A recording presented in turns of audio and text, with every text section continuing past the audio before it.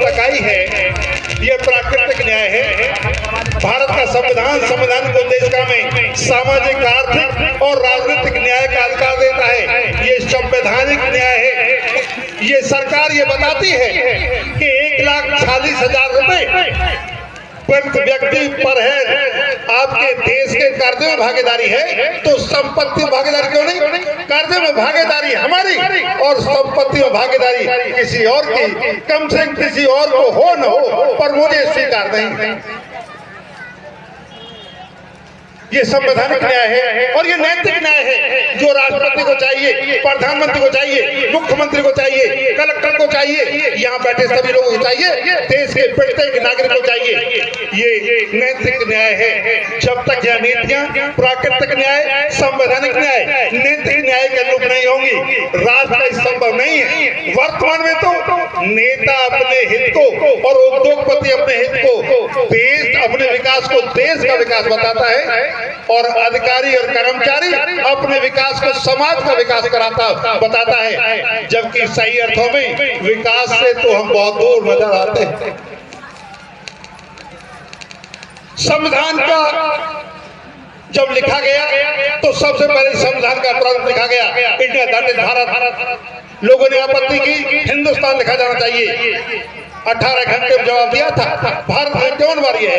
यदि उन्होंने इंडिया में भारत न लिखकर हिंदुस्तान लिख दिया होता तो राष्ट्र हिंदू राष्ट्र होता, तो यहाँ तीन भाई मुसलमान को अल्लाह का दूर रखाने का अधिकार न होता, इबादत गाह बनाने का अधिकार न होता, इबादत करने का अधिकार न होता, महिलाओं को बुर्का पहनने का अधिकार न होता, शिक्षा संपत्ति का अधिकार न होता, सिख को 5 का केस का कंगा रखने का अधिकार न होता, गुरुद्वारा बनाने का अधिकार न होता, गुरबानी का पाठ करने का अधिकार न होता, शिक्षा संपत्ति का अधिकार न होता, ईसाई को चर्च बनाने, प्रेयर करने, शिक्षा संपत्ति का अधिकार न होता।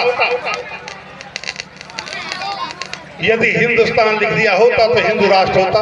हिंदू राष्ट्र होता तो वर्ण व्यवस्था लागू होती। वर्ण व्यवस्था लागू होती तो तुलसीदास की वो चौपाई जिस पर काफी शोर शराबा मचा है, जिसमें लिखा है कि ढोल गवार सुन पसुरारी सकल ताड़ना के अधिकारी, ढोल गवार सुन पसुरत इन्हें कोई अधिकार न होता।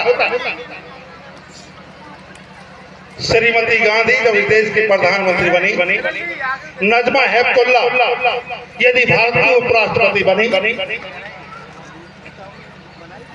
प्रतिभा देवी पाटिल यदि इस देश की राष्ट्रपति बनी, या फिर सुषमा स्वराज बहन जो भी बनी, उस महिला ने ये कहा यदि आज मैं अमुक पद पर पहुंची हूं तो ये बाबा साहब डॉक्टर भीमराव अम्बेडकर जी के संघर्षों का प्रतिफल है।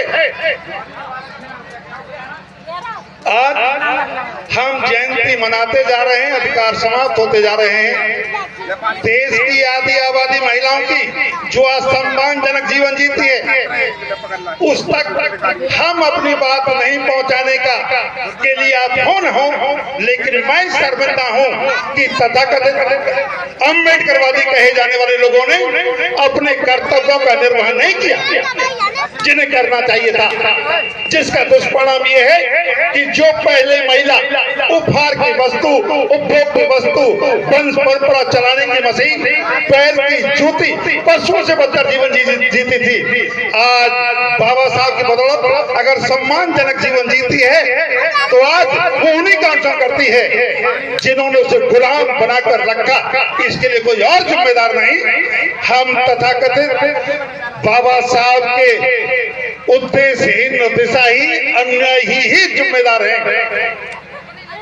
बाबा साहब ने कहा है जिस देश की महिलाओं की आधी आबादी जब तक विकसित नहीं होगी कोई राष्ट्र विकसित नहीं हो सकता। जबकि देश में आधी आबादी खाना बनाने तक मजबूर है तो वो कैसे देश विकसित हो सकता है? हम सब कल्पना में जी रहे हैं।